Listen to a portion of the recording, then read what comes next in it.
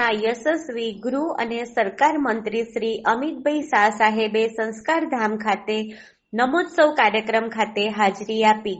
વિકસિત ભારત 2047 વડાપ્રધાન મોદીએ 140 કરોડ ભારતીયોમાં આત્મવિશ્વાસ જગાવ્યો છે. માનનીય કેન્દ્રીય ગૃહમંત્રી શ્રી સંસ્કારધામ ખાતે નમોત્સવ દ્વારા દેશના યશસ્વી વડાપ્રધાન શ્રી નરેન્દ્ર મોદી સાહેબના જીવન અને સેવાઓની ઉજવણી કરવામાં આવી. અમદાવાદ 28 ડિસેમ્બર 2025. ભારત સરકારના ગૃહ અને સરકાર મંત્રી શ્રી અમિતભાઈ શાહે સંસ્કારધામ ખાતે આયોજિત નમોત્સવ 2025 દરમિયાન ઉપસ્થિત જનસમૂહને સંબોધન કર્યું. આ પ્રસંગે ગુજરાતના માનનીય મુખ્યમંત્રી શ્રી ભૂપેન્દ્રભાઈ પટેલ, ગુજરાત રાજ્યના ઉપમંત્રી શ્રી હર્ષભાઈ સંઘવી તથા અનેક પ્રતિષ્ઠિત મહાઅનુભાવોની ઉપસ્થિતિ રહી. નમોત્સવ એ ભારતના વડાપ્રધાન શ્રી નરેન્દ્રભાઈ મોદી સાહેબના જીવન પર આધારિત ભારતનો પ્રથમ સંગીતમય મલ્ટીમીડિયા કાર્યક્રમ છે.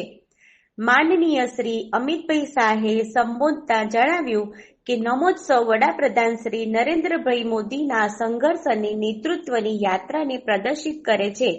માત્ર 11 વર્ષમાં વિકસિત ભારત 2047ના તેમના વિશ્વાસને 140 કરોડ ભારતીયોને દરેક ક્ષેત્રમાં વૈશ્વિક નેતૃત્વ તરફ આગળ વધવાની પ્રેરણા આપી છે.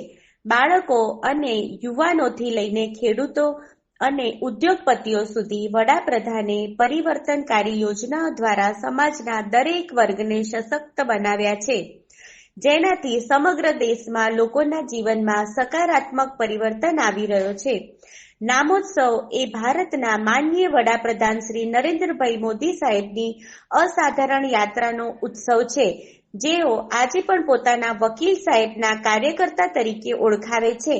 માત્ર સ્મરણોથી આગળ વધી નમોત્સવ એક જીવન પરંપરા બની, જે દર્શાવે છે કે કેવી રીતે સેવા, સંકલ્પ અને રાષ્ટ્ર પ્રતિ પ્રતિબદ્ધતાને મજબૂત બનાવે છે.